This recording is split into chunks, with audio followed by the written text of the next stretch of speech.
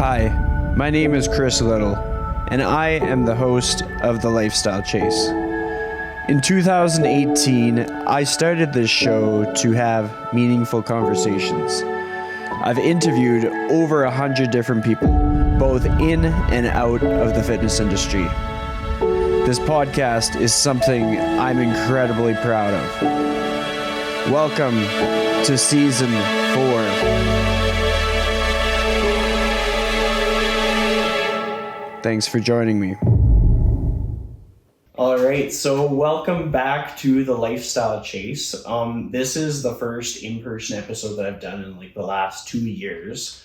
And the video production went up by quite a bit. I think I've upgraded everything that I own. And today I'm joined by Anthony Doe. How are you doing? I'm good. Thanks for having me. Thanks for coming. I was listening to the last time that you were on the show. It was October 2019. Back when I was numbering the episodes, this would have been episode 85. Yeah. And we were talking about it off the air that this one, if it was numbered, would be something like 230 or something. Wow. So time flies. Yeah, time flies. I remember where I was sitting and everything during that podcast too. Yeah. Well, I remember we talked about tea. I remember that it was a very quiet evening here because we were in very different time zones at the time because you were in Iceland at the time. Yeah. But it's cool how we can kind of reconnect after all these snapshots and kind of see what's happened in life and what's transpired.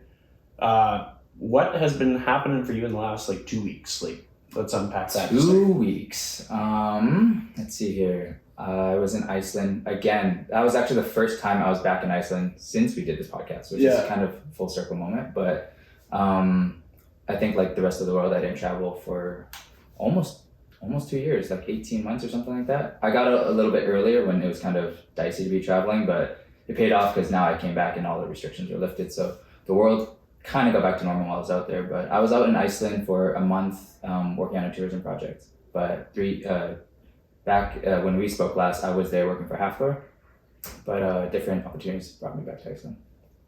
So what has life been like amidst going through the pandemic and stuff? Has it been kind of business as usual for you because you kind of are out and about, or did you have some moments that had you kind of stop and reflect on things?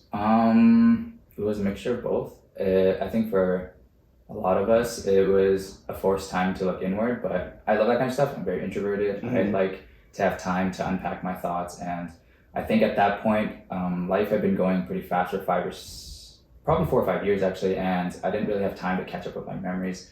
I was just going from city to country, week after week, month after month, project after project. And the first month was heaven. I think I had to isolate for 1 month because that was the rules in Canada. Mm-hmm.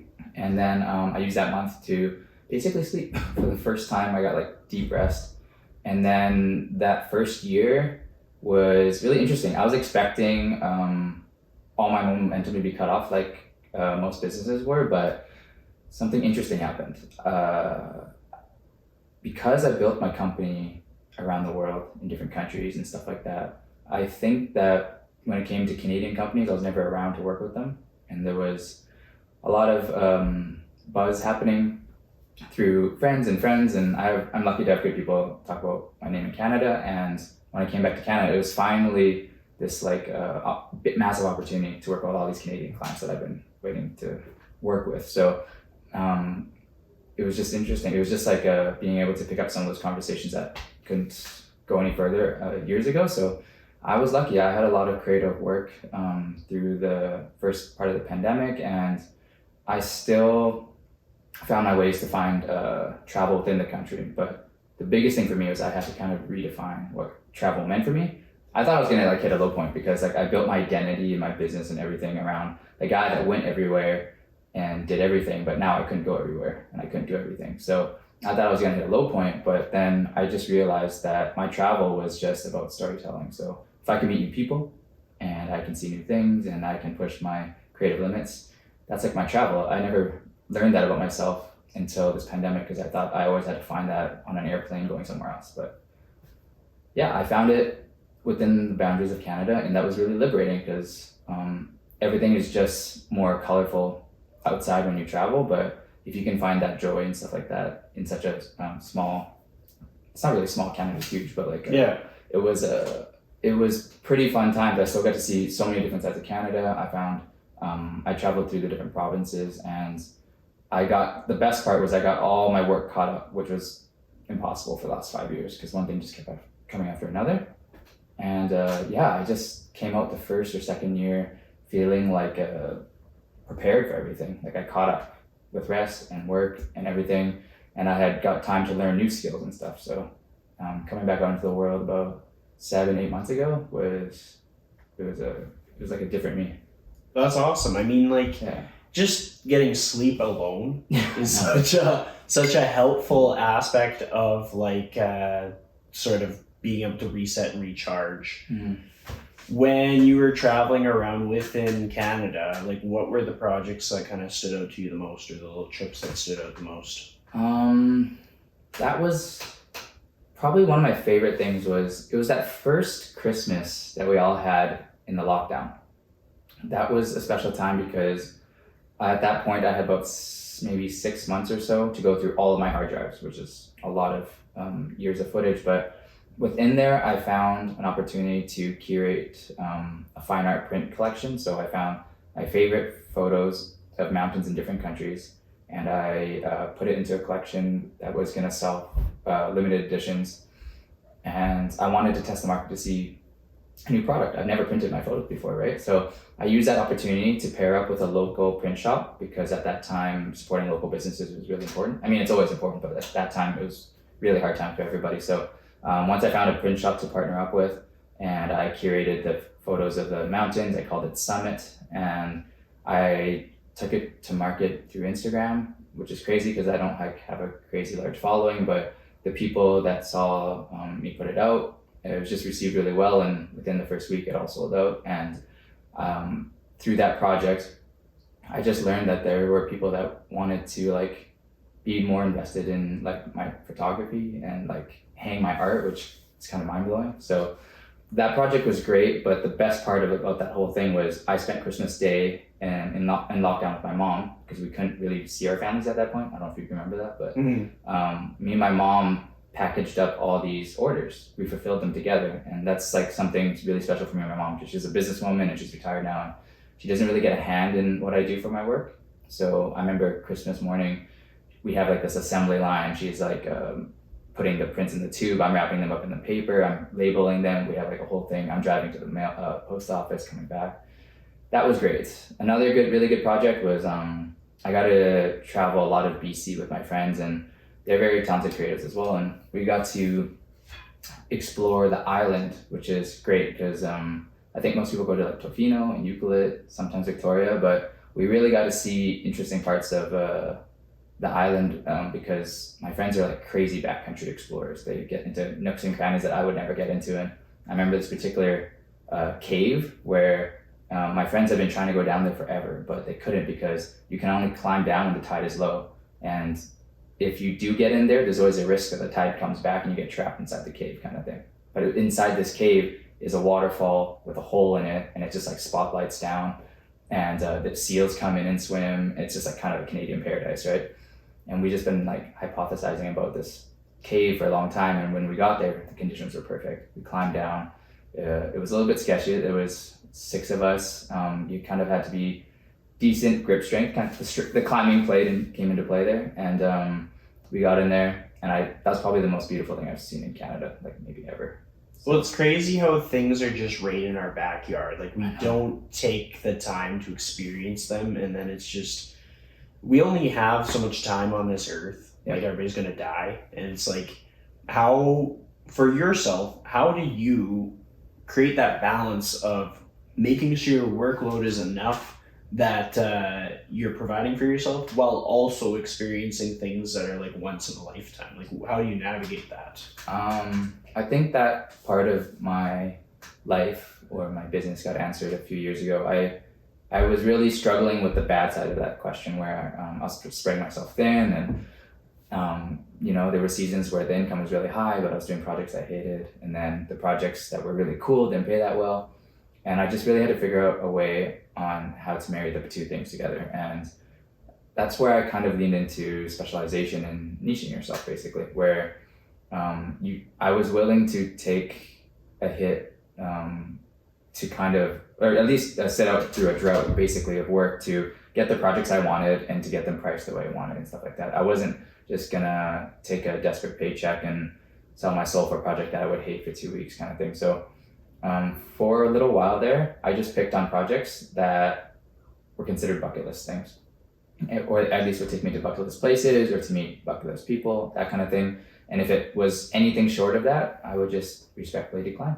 And there's so much I would do with my time, so I have no problem filling that time anyway. So I think being able to go through that slightly challenging time to figure out what I really wanted out of the market and what kind of stuff I wanted to make with the kind of people I want to make and the places that I wanted to go, I had to be specific about what I wanted. And then once I figured that out, the questions became clear, what I needed to do and answer and stuff like that. So I'm lucky today because the projects I do now, I can be very selective. I probably work on 1/10 of the projects today than I did maybe a few years ago.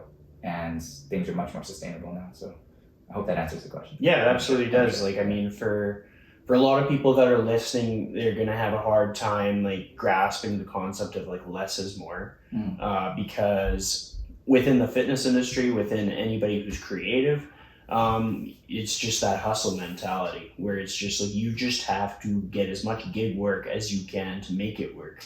But then we hit like this point where you start to realize that like when you get clear on like what you kind of want to work on or what fulfills you, then you can kind of get your worth within that realm because you're putting all of your effort into that and then you're making it more rewarding for you. But it's a tough journey to come across, so it's something that a lot of people will kind of struggle with for a period of time, and then sometimes that's just like the necessary like pattern of events that people need to go through. Like you kind of have to struggle for a little bit to get into that momentum. Absolutely. One thing that I was thinking about as I was kind of like getting ready for this episode is like part of what kind of got us back together is you put out the YouTube video and then I watched it immediately and I was like, well, I mean, I was commenting, I was like, dude, you're coming back on the podcast. Yeah. And then ironically, you did like a couple weeks later. So I mean, you couldn't have asked literally at a better time. I just got back to the country. I'm not here for very long. My plate is stacked, but just the nature of how this weekend unfolded, I needed a break from what I was working on, and you happen to be within the neighborhood, basically. All the stars aligned, and I'm happy to do this. I love this stuff. Yeah, well, it worked out really well because like what I try to remind people to do is like to go back to past episodes and to see like the snapshots of the person's journey, because we think that things should just be easy because we're seeing like a part of a person's progress that looks easy at that point. But when we see it like zoomed out, we start to realize like you do need to develop a certain amount of resilience and you do need to get your butt kicked a bit and you do need to fail and like try again. You're gonna be let down, you're gonna get some disappointment, and you're gonna have to make decisions. But then if you keep at it and you keep putting in like effort, then it pays off. And some of the things that stood out about the video is it kind of like encapsulated some of what the progression has looked like for you, and just like how now you are in sort of like, hold on, I just gotta switch some stuff. Yeah, I know that sound, don't worry. That's funny. It's probably like brings back more memories for you. Just I know the sound of shutters. I mean the sensors shutting. I've had that happen at the worst times on our job. That's why. That was a little bit PTSD right there. That's funny.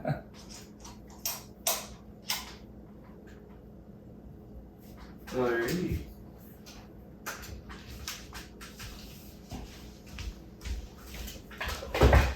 It's rolling.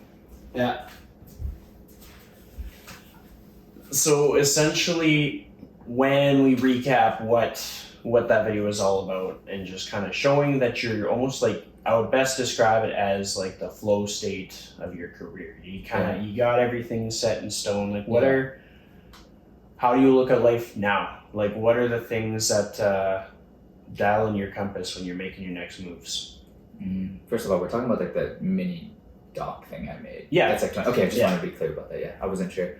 That video, was really hard to make, as I explained. It's like this 23-minute long thing where I basically failed for a year and a half of making it, and within the making of that film, I learned almost everything I needed to in order to make that process like sustainable for me. Because like I think to go through that creative process where you suck and then you think you're just failing and stuff like that, and you just feel that resistance over and over. Yeah, I remember that, and I was just like trying to find ways around that that feeling. And then when it got finally put out, finished, I sat on it for like a month. It was finished, I just sat with it before I showed the world, and then when I put it out, I remember you just like immediately messaged me, and I was just like, oh man, this is, I was like getting nervous because like you were showing so much love and stuff, so I appreciate you watching that. Oh yeah. But when it comes to making decisions out there and figuring out what I want to do, everything is moving backwards from my big picture. And I know it sounds a little bit, it's not cliche, but like it's talked about more commonly now, but like moving backwards from the big picture for me means like asking a series of very specific questions for yourself.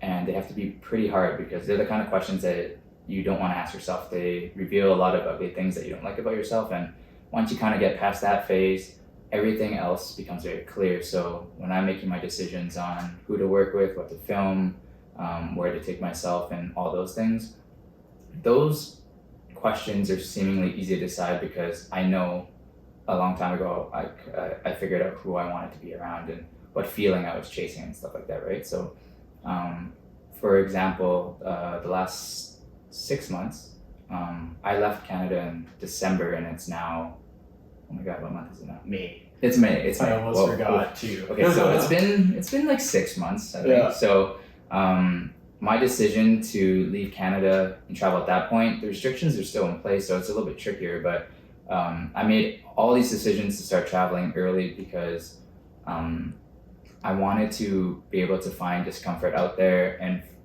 at least take on some risk again. You know what I mean? Like I think I got really comfortable during the pandemic, so I knew that I was gonna do this because I value risk taking in my life. And I don't know if I'll always be this way. I don't know if anyone kind of loses that trait, but I saw it as like a chance to challenge myself. I assessed it, and it wasn't reckless. I think there was a time in the pandemic it was reckless to travel. But at this point, it was becoming more normal, but the masses weren't out there. So that's like me saying to myself, we're going to do this because it's going to be difficult, it's going to be strange, and it's like you've lost a lot of, let's call it travel momentum. You know, you haven't been back out in the world internationally for 18 months. Let's go figure out what that's like, and let's go see if there's a way to apply our new storytelling things that we've learned through the pandemic and stuff. So through that, that's like step number one. And then step number two is like, what do I want to do and who do I want to do it with? And I leaned into the people that inspired me most when I started thinking about where I wanted to go. And that led me to French Polynesia.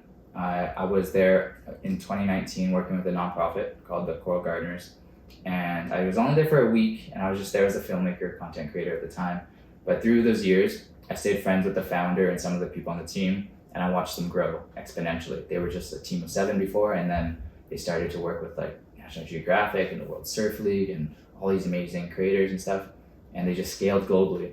And I reached out to Tituan, who's the founder. I just wanted to come say hi, basically. I was just like, hey, I'm thinking about going out somewhere. Can I like fly through Tahiti and come see you on the island Moorea? He said, yeah, absolutely, come through. So I planned a week, actually it was 3 weeks, to come say hi, spend some time, and just see what's going on over there. And as things happen seemingly frequently in my life, this 3-week visit extended to 3 months because conversations started flowing, and you know, we were really inspired by each other. I met his new team. There's about 20, 30 people now, and what I built for myself in the last 5 years prior to that moment was a perfect fit for what they needed in their organization. So we started to look at things with from a really zoomed out perspective, and they're like, maybe I can stay here and we can mutually benefit from this. And this was perfect because I was around the people I wanted to be around. I was in a position that I had been dreaming about, which was more creative direction, project management, just bigger storytelling, not just creating videos and spitting out videos kind of thing. And then I was meeting new people that were incredible at their job. So like I was getting inspired by these individuals exponentially, because there was like 20 people there that I didn't know that were world-class at their roles, which is super cool. And then the country alone, I mean, if you ever looked at a photo of like Tahiti or something like that, it's like the most beautiful place on the planet. So like it checked every single box. And if like that 3 months wasn't perfect enough, it just kept getting better, where opportunity was was just building. And then after that, I went to Iceland for the month. So as I put myself closer to like the things that were important to me, all these doors just started opening. You know what I mean? Like I didn't plan for Iceland at all, but just the way things happened and the conversations that happened, and people started seeing I was out there and I was just doing things that were important to me, you know, which is connecting people, telling stories, hearing stories, making films, creating art, trying to be present as possible. That's what opened all these other doors after that. So I think that's kind of like my whole point, is just like trying to stay close to the values that make you, and then working backwards from the big pictures. You know, like I know the general direction I'm moving in life, and I'm happy to take the windy road to that, not as long as I'm moving towards it, I guess, you know. So For sure. yeah. Well, when you're in like French Polynesia and you're saying that they were gaining a lot of momentum at like an exponential pace, what did that look like for them? Like, was it based on business? Was it based on social reach? What were the logistics there? So they found growth. I learned a lot from them, because they're an organization of really young people, but what they do well is they breed leaders. You know what I mean? Everyone is a strong leader in their own department. And when you have that, everyone is just firing on all cylinders. It's incredible to watch. And they found their growth by staying close to what they know well, which is like they really had to dissect and do their own reflection of their brand in this figurative mirror that we're kind of talking about, where they're like, what do we do well and what do we suck at? And they just kept like playing to their strengths, you know? And so that meant like online, they knew what tone to speak with, what voice to speak with, what type of imagery and colors to work with, and what kind of people to collaborate with. You know, when for them and myself, and probably for you and everyone else out there, when we start to collaborate with the world to try to figure out what we want, we're collaborating with everybody. You know, you start broad and then you narrow down your focus. But at a certain point, if you don't narrow down your focus and you stay broad for too long, you're gonna have a lot of set of problems, like a massive set of problems, because now you're just catering too much. You spread yourself thin. You haven't done the work, you're not pulling the lessons from all these things that you're experiencing.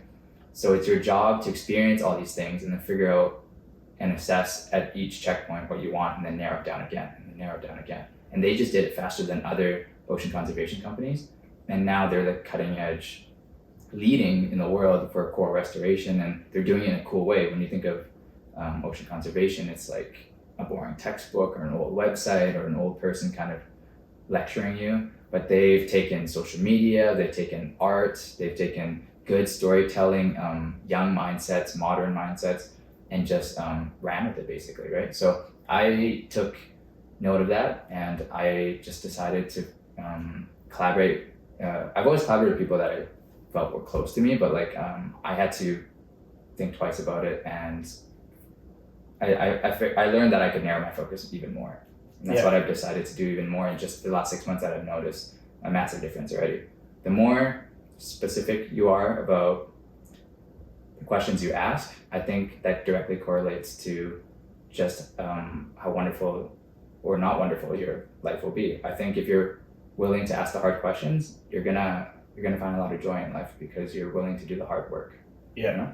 Yeah. Well, I mean, there's a lot that comes up for me when I hear you talk about all that stuff. And like one of those things is you talked about how as things start up, a lot of people are involved, and then you refine that with time. Yeah. But from the standpoint of someone who's just kind of starting up, they're starting to pick up their momentum. What I find that is helpful is if they're saying like, okay, this is my goal. Yeah. This is what I want to do. Yeah. And then from there, you kind of figure out who within your community is aligned with that. And in many cases, they can set you up with like work or opportunity or learning or mentorship or just guidance or like a lead by example situation where you get positioned to grow. And then from there, you start to kind of refine your process and stuff like that. But taking it back to goals, setting that initial goal, and you've had your goal and you've refined it.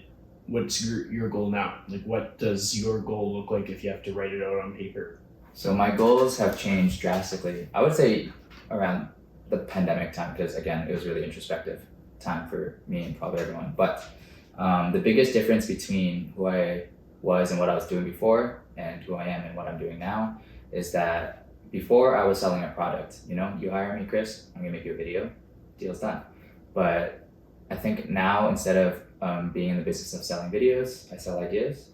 And, you know, ideas only really come from listening. And when people share their stories and you share your story, how well you listen determines like how well you can come up with a solution, you know? Because if someone's telling you that they want something in the marketplace and you're listening and you actually are able to hear that what they want is actually not what they need, and you're able to provide a better solution, something that they didn't know before, you will make a very rich income. And by rich, I mean not money. Like people will love you and you will feel fulfilled, and there's a lot of meaning there, right? So I'm in the business of storytelling now. This is the way I put it, you know?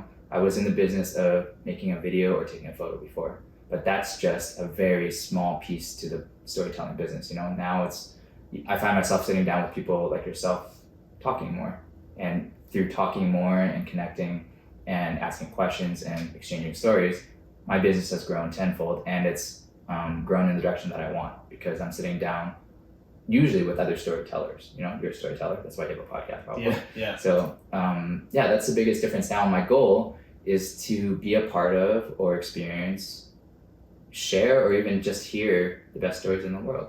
I've been chasing the best stories since the beginning when I set out on this endeavor, and I didn't even realize that was the mission at the time. At the time, it just felt like I was trying to become a better video guy, camera guy. But realistically, once all that fog passed with enough repetition and experience, I was like, oh, it's not about video, because there's better filmmakers than me. I'm not the best, definitely not.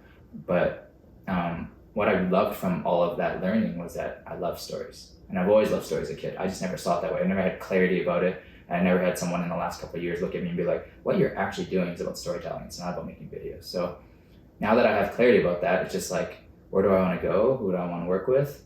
Where does my time go? Is there a good story involved? Can we make a good story about it? Is there a budget for a story? Like, can we make a team for a good story? You know what I mean? So now story is king, and that's my whole business.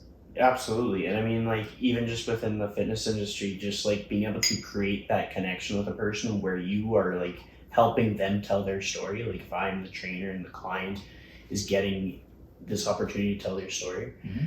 they're getting the chance to talk about like where they started and where they're headed and what that looks like for them. Yeah. And then like the trainer is never the hero of the story. The trainer is kind of the guide or the consultant or the person that you lean on when you need, but they're not doing the reps, they're not putting in the work, they're not buying the groceries. Mm-hmm. And so that's kind of something that I've learned as a coach, dwelling muchly in the online space. Like it's just, you rely on your ability to hear things. Yeah. So you brought up a lot of like good points in there, in just the sense that like when you talked about how you can have sort of like wealth or abundance or like whatever that may be, and mm-hmm. how it might not be like a monetary, but more so just like in the level of fulfillment that you get. Mm. It's absolutely true. Yeah. Like if a person is able to refine their listening skills and they're able to refine just their ability to understand what service or what solution a person may need mm-hmm. without them having mm-hmm. said it, mm-hmm. That's a huge differentiator. I think that a lot of people drop out if they don't understand where they are in the story or where they fit in the story. Whether you're training somebody or sitting down with a big corporation and trying to close a budget deal, it's like you're telling a story or you're trying to tell their story, and if they don't understand where they are in that, they won't feel inspired by that because there's no connection, right? So it's your job to open up the story and be like, you're here and you're going to train, and this is the direction we're going towards, and this is what you're going to experience, this is what you're going to feel, because I've gone there and my clients have gone there. It's the same thing, and it's your job to paint this world full of color, make it fun, and make them understand that you're going to hold their hand and walk through this world with them, basically, right? And the better you can do that, the better friendships, better business, everything becomes better. You know what I mean? It's if you're doing it right, you're telling a story. If you're doing it wrong, you're kind of selling something cold. Yeah, right? Yeah, it's true. So when life took you from Polynesia to Iceland, what was happening there? Like, what was going down? What was your life looking like? Those two connections this year has just solidified my faith in small connections I can't even call them small connections or small moments, but like seemingly fleeting moments that are seeming insignificant when you like bump into somebody you don't know and a small conversation starts. Those moments are gold to me now because I've done this for 6 years. I've been traveling and running my own business for 6 years, which is crazy because while that sounds cool on paper, what that actually means is I've just been living out of a suitcase and figuring out where I'm gonna eat dinner every night for 6 years basically. But my point is that I look back on all opportunities that I have now and what the ones that I love, they were all from small conversations, fleeting moments. You know, when I started with the Coral Gardens in French Polynesia 3 years ago, yes, that was a small conversation that started with just like a DM, and then when I got there in person to meet the people, it could have gone one of a million different ways, but it was the small conversations that were off the clock that made us stay friends. You know what I mean? Because there was inside jokes and we could go for food and have some drinks.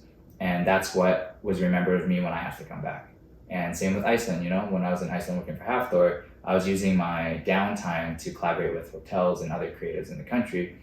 And because I was working with the Bubble Hotel at the time, who was famous for having probably the most recognizable hotel in the whole country, they loved my photos. I gave them probably the most viral set of photos they've ever had for their company, and it opened a dialogue, and then we're just like, we should go for coffee. So I came to his shop, and me and this guy Robert had coffee, and he told me more about his business. He told me his story, and it was like a 30-minute meet that seemed like if you walked out, it would have made you feel like, wow, that was really fun. I don't know if I'll see this person ever again. That's how I felt when I walked out. Mm-hmm. He remembered me. We started talking through the pandemic. He told me his company was expanding beyond just bubbles.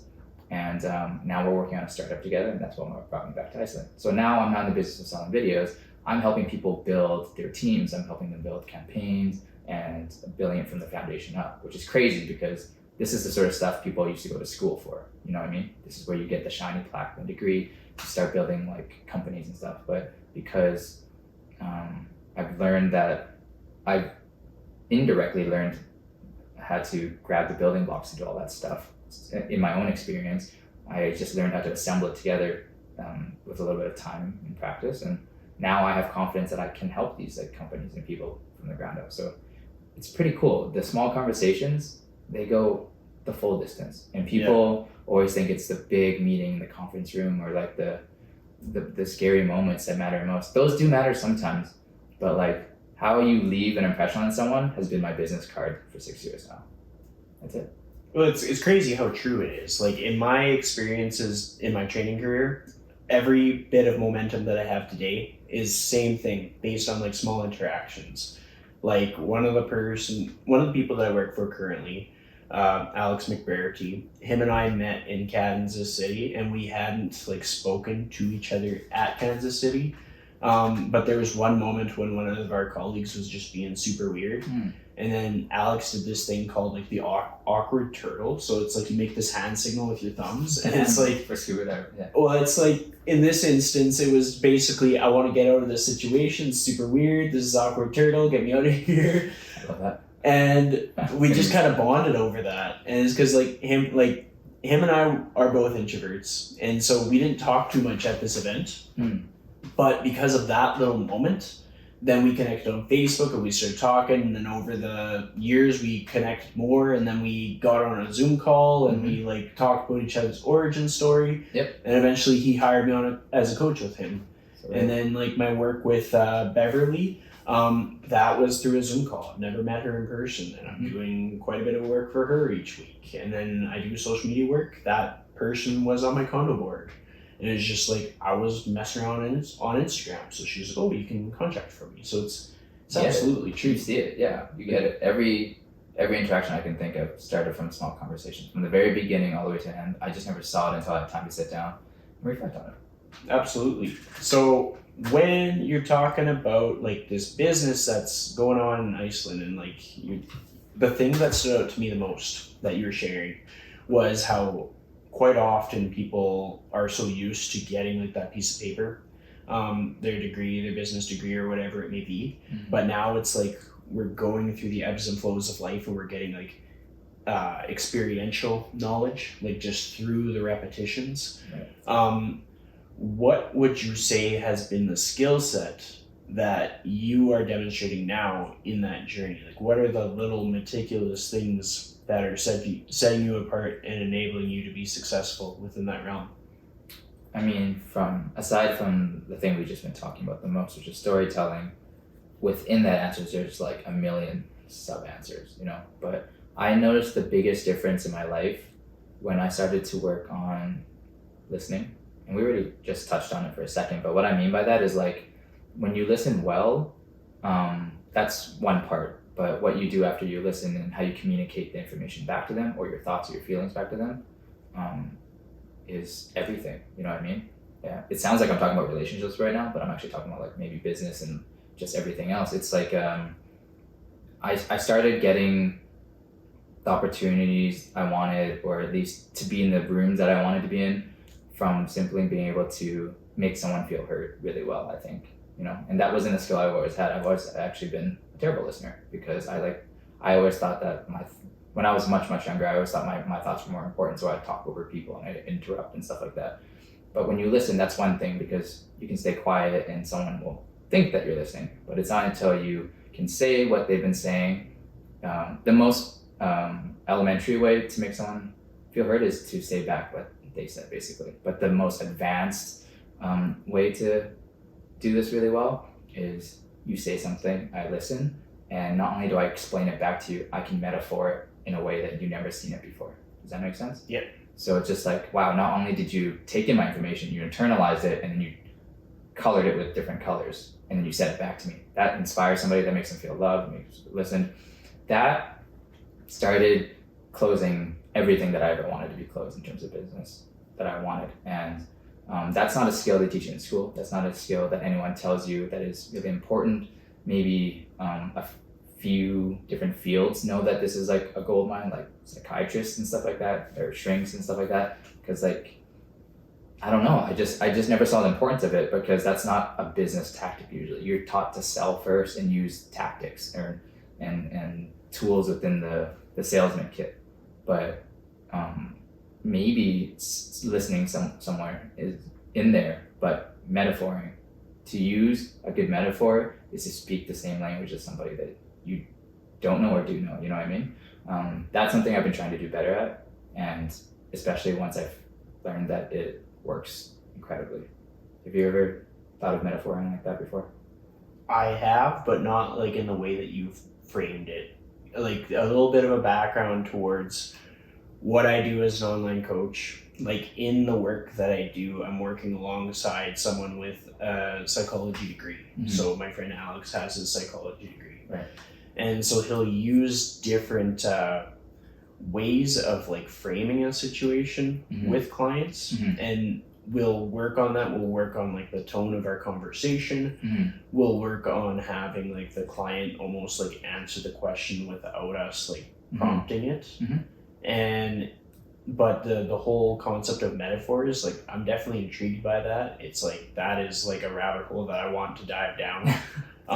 It's kind of like it's a little bit more complicated version of like catering to your audience, basically. Yeah. It's like a comedian going into 6 different rooms, and every room is a different demographic, you know? Like if you're gonna do a birthday party full of kids, you're gonna tell different jokes, and if you're gonna do a corporate event, you're gonna do different jokes. Same thing with metaphoring for business or personal reasons. It's just like if I'm sitting across from you, my job is to, you could do it before or during the conversation. It's probably more impressive if you do it during the conversation, where you're speaking a certain way and I'm picking up on small nuances and tangibles, and I'm able to bring that into my metaphor, my storytelling, to make you feel like you're more understood. Because if you're a car guy, I can make analogies to cars, you know what I mean? But like if you don't adapt that in the moment, then yeah, you can get through, but like you're really going to connect with people if you speak their language, you know what I mean? So maybe give it a shot next time you're having a conversation that you feel is really important. It's something that you have to practice kind of in the moment, you know, because in the moment while you're talking to somebody, you have to turn over information pretty quickly. You know, you say something, I listen, and then in that moment, I have to be able to come up with something that explains that I understand you really well. And if you don't understand someone really well and you don't know the metaphor, then you ask them questions to get more information. Creates a great conversation. Yeah, you can't lose.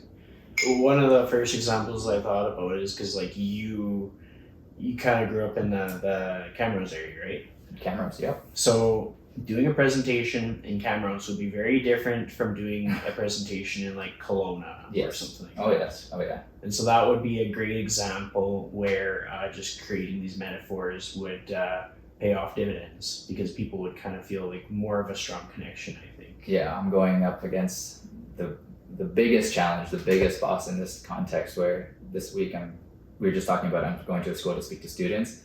I've sat down with a lot of different people in a lot of different countries and metaphored a lot and all this. I've never sat down to storytell or to try to connect or bridge anything with kids before. So I'm very nervous, and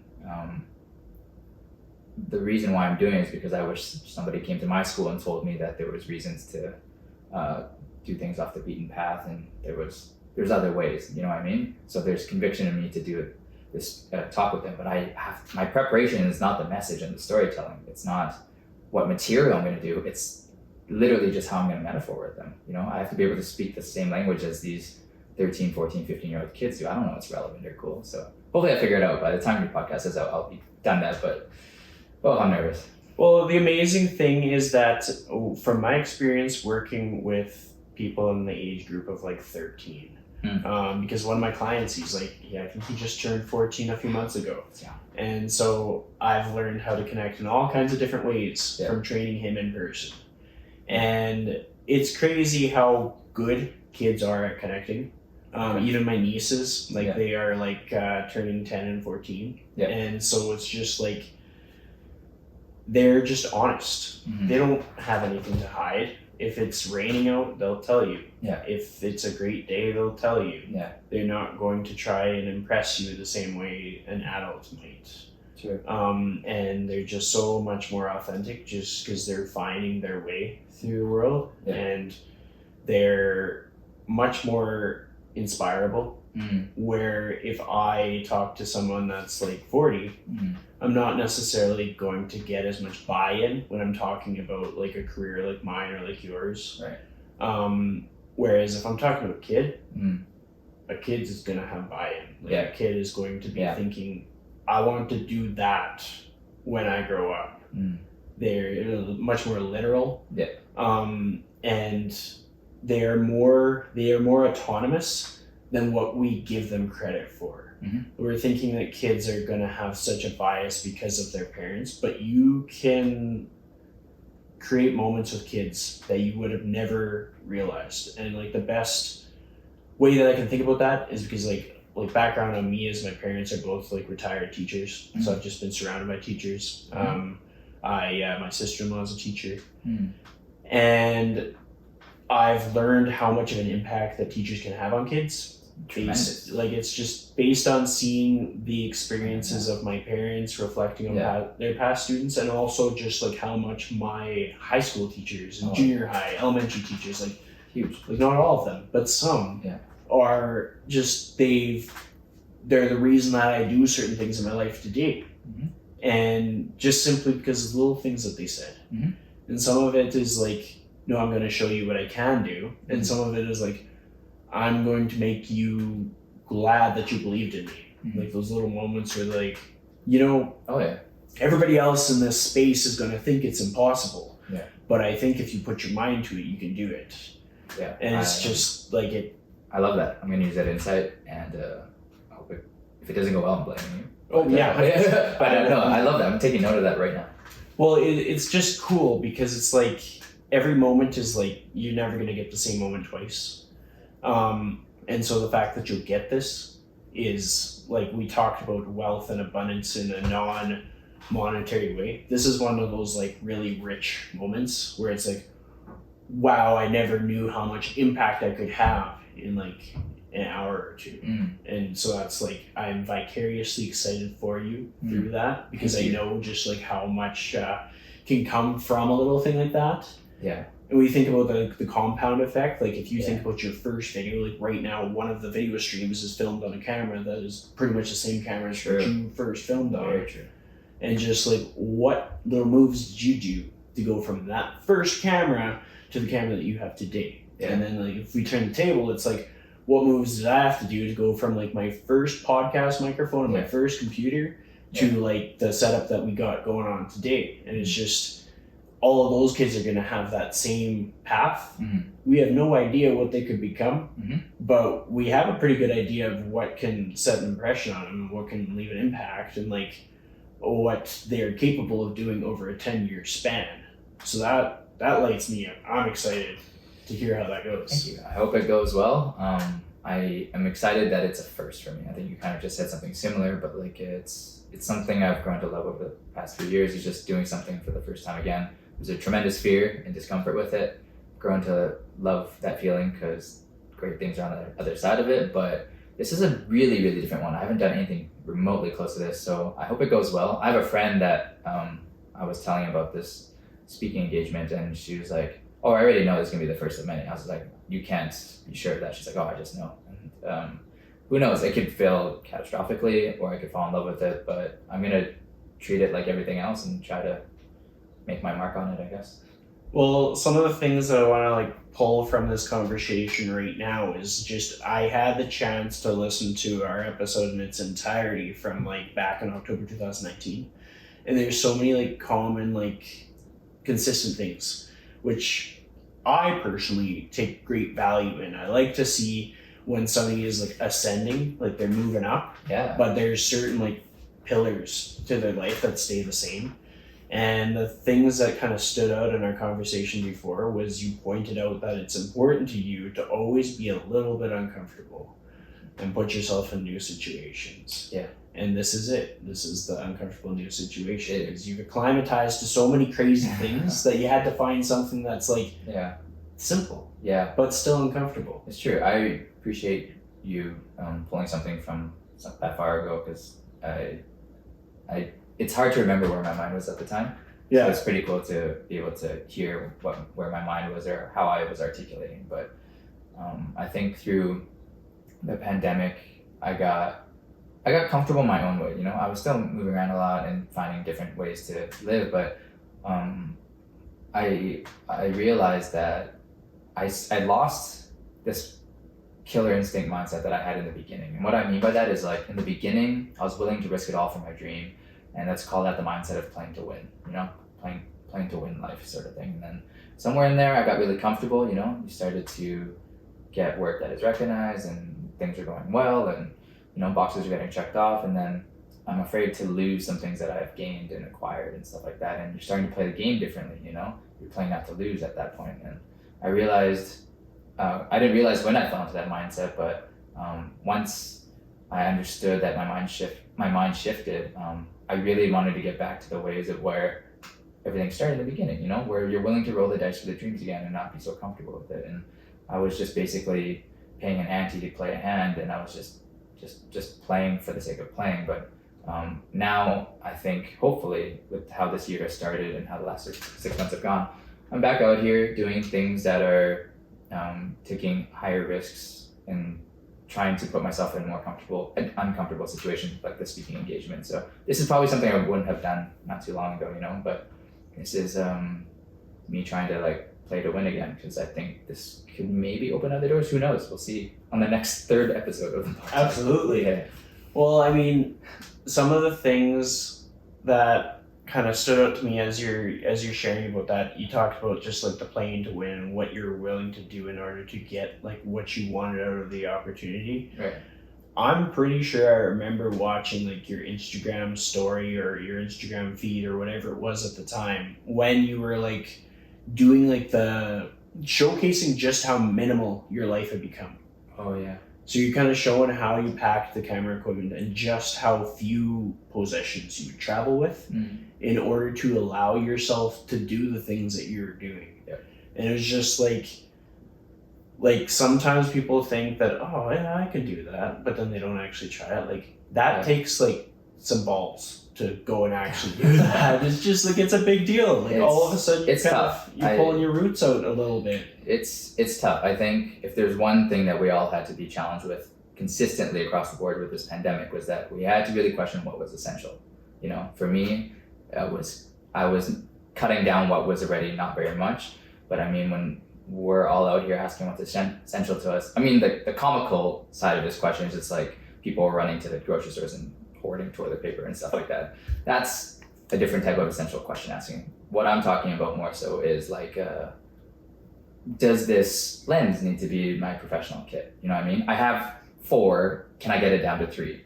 Maybe that, whether it's the right decision or not, I'm asking the question, which is really important. It's the same thing for company in my life, or what material things I own, or at least mindsets, or literally everything. My mind is conditioned to think like, do I need this at all times? I'm really bad at, I'm actually really good at throwing things away, because like it's like a hobby of mine. Like if something stays near me for like 6 days, like a pen, and I haven't looked at it or touched it, it's gone. You know what I mean? Like I'm so always trying to remove things out of my life because it leaves more room for other things and stuff like that. So figuring out what's essential was exactly what you're talking about. The minimalism has become a part of me now. It's not just like a phase in my life where it was in my 20s and maybe my 30s. Some part of this is going to be with me forever, where I'm always figuring out what and who and everything that's important to me or essential to me. Well, I mean, even that answers another question that had been on my mind, just like thinking about just like bandwidth and time and like productivity and stuff. And I can imagine that you'd probably have to break it down to like, what is serving me and what is not, and like how can I meet my overarching goal through the hours that I have today. But like to toss it back over to you, like if you have a work day, how do you formulate that out for the highest like return on your efforts? Yeah, prioritizing is tough because I can weight things differently, so I can basically justify any task being more important than other, which is very dangerous, because it should definitely be, this should be done first and this should be done last. But because I have that creative side of me, I'm gonna call it the creative side, but that might be an excuse, where I'm just like, I want to work on things that are inspiration based. You know, I might have a project that is pressing, but this one is just so exciting, I need to do it now. And that's where I can get a little weak on my work ethic and structure. But for me, I figured like I have to play through conversations that haven't happened yet to see what I can work on. And what I mean by that is just like, if I don't work on this thing right now, how does that conversation sound with that person? If I can't bear that thought of it, I have to do that first. Because it's like I'm respecting someone else's time, you know what I mean? It's like being late to something. It's just like being late for yourself is one thing, but wasting another person's time will make you feel a certain way. And if you can kind of empathize it that way, that's what's allowed me to stay productive, or at least get things done when they need to, I guess. Does that answer the question? 100%. Like the way you frame it, just like, how does that conversation sound with that other person? Like, oh yeah, that hits different. That can make a person create a sense of urgency with certain things that they wouldn't have otherwise had it with. Like if there was something that you wouldn't have otherwise emphasized because of your own experience with that thing, but your experience with that person added more weight to it, then all of a sudden, like, you need to get that done faster. It's just a matter of respecting other people's time, I think. And I mean, it just sounds silly when you play it out loud. It's just like, if I didn't finish a project and I talked to that person on the day we're supposed to meet, they're like, hey, so did you finish? I was like, I didn't do it. Where does the conversation go from that? How do they look at me? How do I look at myself? It's just like a disappointment I don't want to deal with myself. So just do it. That's more motivating to me than most things. 100%. So lately for my episodes, I've been doing a different thing to kind of like encapsulate it all. Tell me. So I get people to do a challenge of the day. So you're going to give the audience a challenge for the day, and you can even like look into the camera when you're telling them. Mm-hmm. But just something that you think would make their life better, would maybe put them out of their comfort zone. But simple, that's accessible to as many people as possible. Yep. Okay. I know exactly what to challenge these people with. Which camera should I look at? Should I challenge this camera? Yeah. I'm going to challenge my old camera. This camera is my first camera ever. Perfect. My challenge from me to you is think of your favorite story. One that you could tell inside out. You tell it at the bar, you tell it at family functions, you tell it 50 times to your spouse, that kind of story. You love it.